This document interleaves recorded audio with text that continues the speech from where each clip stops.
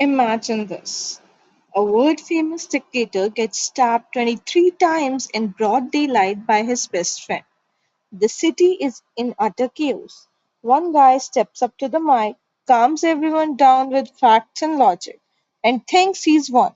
Then another guy walks up carrying the dead body, drops one line, and completely flips the entire crowd into a bloodthirsty, vengeful mob. Welcome back.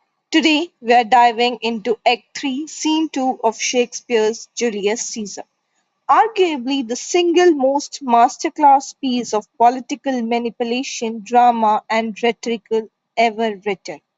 By the end of this video, you won't just understand the scene for your exams or literature class. You'll realize how the exact same psychological tricks are used in modern politics, social media, and marketing today. Let's jump in. So, set the scene. Caesar is dead on the Senate floor. The Roman citizens, the plebeians, are screaming, terrified, and ready to riot. Enter Marcus Brutus. Brutus is an honorable guy. He genuinely loved Caesar, but he loved Rome more. He steps up to the pulpit to explain why they had to assassinate him. Brutus relies on what ancient Greeks called logos, pure logic and reason. He gives a famous speech in the prose. Prose is a regular speech, not poetry, to show he's being straightforward and honest. Not that I loved Caesar less, but that I loved Rome more. He tells the crowd, look, Caesar was ambitious. If he stayed alive, you'll all end up as slaves. I killed him so you could be free. And guess what? It works.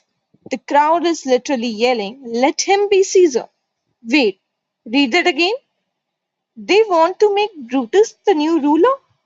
Which completely misses Brutus's entire point about stopping dictatorships.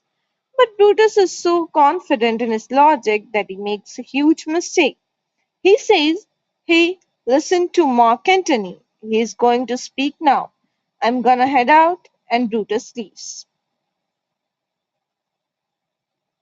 Rule number one of politics, never leave the mic unattended for your rival. Now comes Mark Antony. Antony was Caesar's right hand man. He is heartbroken, furious, and out for blood. But he can't just attack Brutus directly or the crowd will tear him apart. So Antony uses pathos, emotional manipulation mixed with the deadliest weapon in literature, sarcasm and reverse psychology. He opens with one of the most famous lines in history. Friends, Romans, countrymen, lend me your ears. I come to bury Caesar, not to praise him. Watch how Antony breaks down Brutus's step by step. First is the repeated face trick. Antony keeps repeating, Brutus say he was ambitious and Brutus is an honorable man. At first, it sounds like respect, but every time he sees it, he drops a piece of evidence proving Caesar wasn't ambitious. Evidence 1. Caesar brought ransom money back to Rome's treasury. Was that ambitious? Evidence 2. When the poor cried, Caesar wept. Was that ambitious? Evidence 3. I offered him the crown 3 times and he turned it down every time. By the fifth time, Antony says, Brutus is an honorable man. The crowd realizes Brutus is a liar. Second is the fake crying of props. Antony pauses and pretends to cry. Then he pulls out two crazy props. Prop 1, Caesar's will. Antony says, oh, I have Caesar's will right here, but I shouldn't read it because it would make you too mad. Pure reverse psychology. Now the crowd is begging to hear it. Prop 2, Caesar's bloody clock. Antony steps down into the crowd, points to the dagger holes in Caesar's clock, and names the conspirators one by one. Look, here's where here's where Cassius stabbed him, and here's where Brutus stabbed him. By the time Antony reveals what's inside Caesar's will, that Caesar left money and public parks to every single citizen of Rome, the crowd goes completely feral.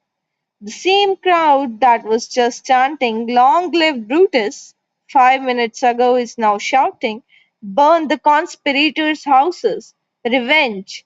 Kill!" Brutus and Cassius have to literally ride their horses out of Rome as fast as they can to escape getting lynched. Antony watches the mob run off with torchfires and calmly says to himself, "Mischief thou art afoot, take thou what course thou wilt."